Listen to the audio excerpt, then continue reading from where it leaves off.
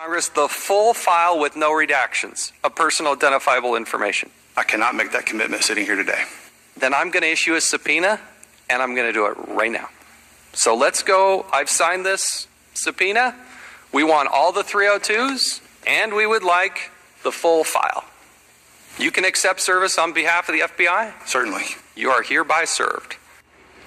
That was the chairman of the House Oversight Committee serving a subpoena to the FBI in dramatic fashion on Monday as Congress looks into how the feds handled Mrs. Clinton's email investigation and whether they've been forthcoming with congressional investigators looking into it. But the story did not end there.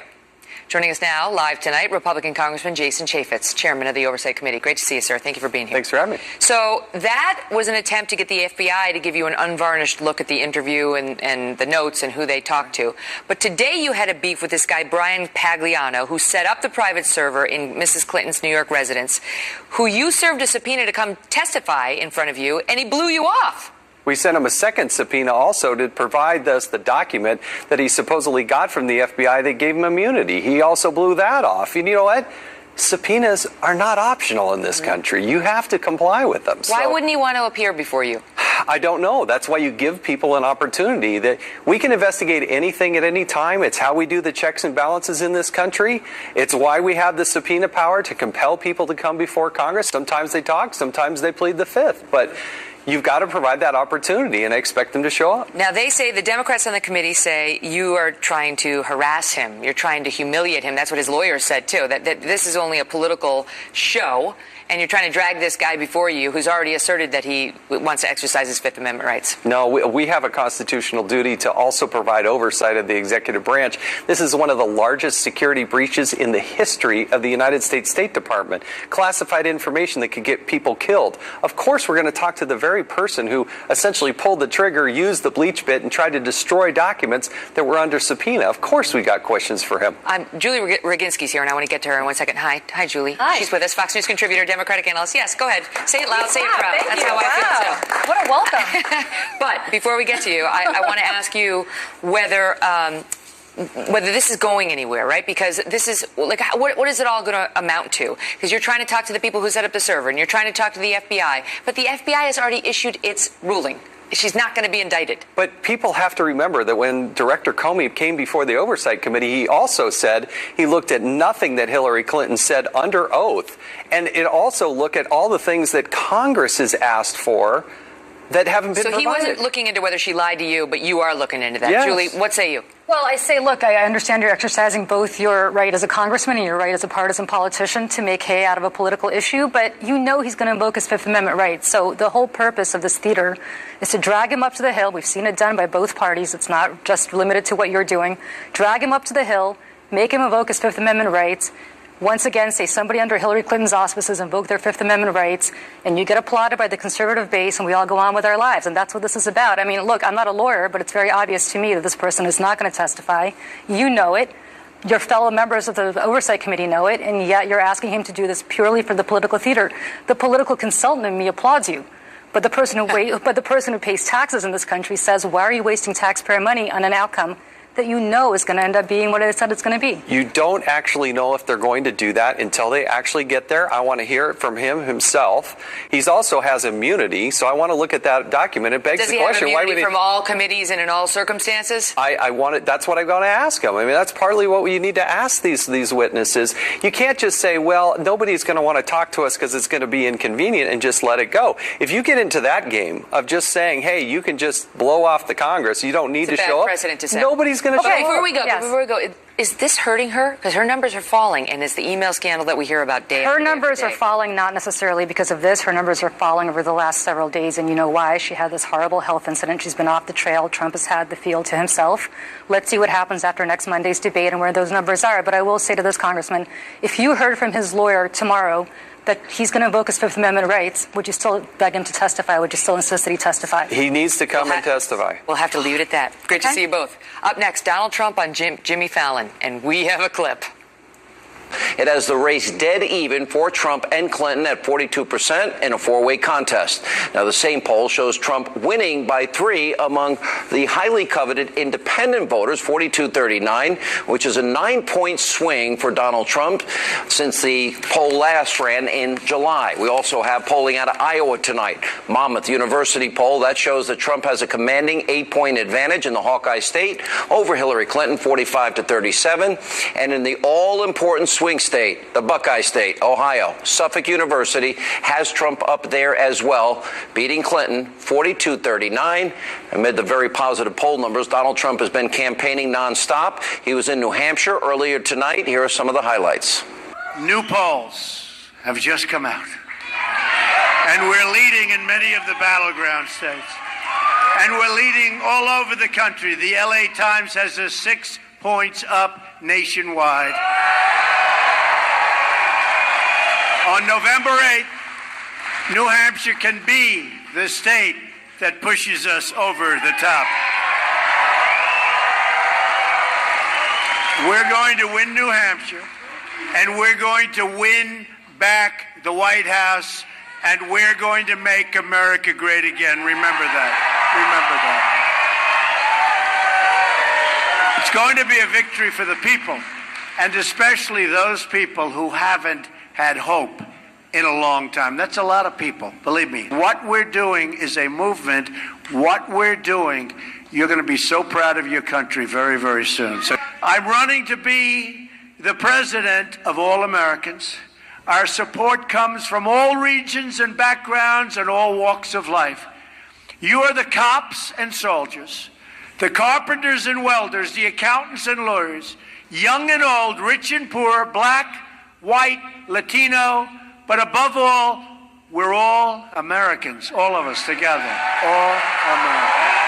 And here now with reaction is the editor-in-chief of Life Zet, Fox News contributor. She's also a huge nationally syndicated radio show host. Laura Ingraham, how are you? Great to see you. Great to see you in New York once in a while. I know, it's great to be here.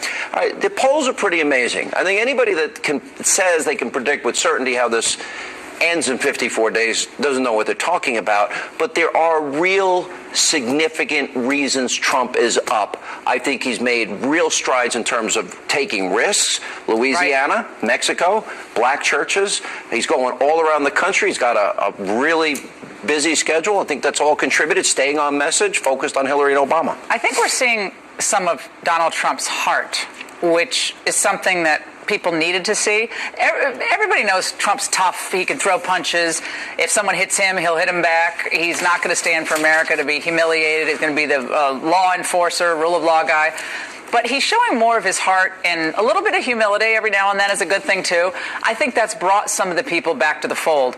Over the next 56 days, whatever it is, 57 days, he has to keep reassuring the country, doing exactly what he's doing. The speech today, the economic speech. It's a good speech today. Oh, phenomenal speech. Any conservative who watched that, and the never-Trumpers who are now just talking to themselves because they're becoming increasingly irrelevant, to watch that speech and to say, Trump's not a real conservative. I don't even know how you look at yourself in the mirror. I really don't after that speech. I had Larry Kudlow on radio. Later we'll check in with Steve Moore. Yep. Two really bright guys on the economy. I mean, this is Kennedy. This is Reagan-esque. Maybe with the exception of trade. Right. Well, but although I think his trade, remember Ronald Reagan put those temporary tariffs on Harley-Davidson. George Bush put temporary tariffs on the steel imports coming in from China. So we have put tariffs on countries which are cheating under these international trade agreements. So I think that's smart and pragmatic. All right, so you got a president that will say radical Islam on the wall. Yeah. You got the Supreme Court. Need I say more? Yeah, no. Healthcare. That's everything. Energy independence. Education tax back reform. To the states.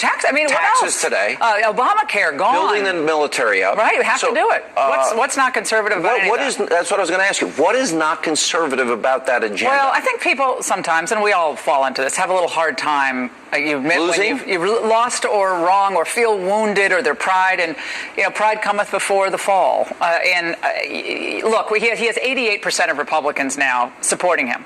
He needs 93. He has 73%. I'd be more comfortable for him for 93. But I think you're seeing this change. When he is up 8 points today in Iowa, a state that Mitt Romney lost handily, And we see him up in Nevada. We see him now up in Florida and Ohio. Remember, Colorado? Florida and Ohio. We haven't seen a Republican win Florida and Ohio and not win the presidency before. Not in our lifetime. Right. I'm pretty sure not in our lifetime, and I don't remember the last time. Yeah, so, listen, he's within 3 in a state like Wisconsin. So the trend is up. Nate Silver's polls plus today now has him at 40.8% chance of winning. Yesterday was 31. And Sean, remember 3 weeks ago when I was on with you? It was like 21. It's like, it's a 1 in 5 chance. By the way, he changes every day so he can say, I'm not changes, wrong. and it can swing right back in Hillary's favor. He does not have a strong debate performance. He starts being distracted by side issues, and the election can slip back away from him. But right now, it's a nice trajectory, but he has to build on it. Don't get overconfident. Don't get cocky. Continue to listen to the people. His listening is actually really powerful. It's nice to be listened to. People want to be listened to. You know, it's funny you say that because I'd go out, and obviously people know I interview him. You have the same thing. Yeah. And they said, what was the one thing you'd always hear? Tell him we love him, but be quiet. Yeah. And he's not picking fights with Gold Star dads. He's not picking fights with a judge. He's now focused on Hillary and Obama. And also, he's given pretty deep policy speeches. Oh, my gosh. I mean, these parts, referring to statutes, particular regulations are going to repeal. I don't know, again, in the last few elections, who has been more substantive on specific policy issues that the nation cares about, from the economy, immigration, trade, and even foreign policy. So that criticism is now out the window. You made a really good comment. I actually quoted you on my radio show yesterday about an admonition, if you will, to the never irrelevant Trumper people. But what you said is pretty deep and profound in this way. If she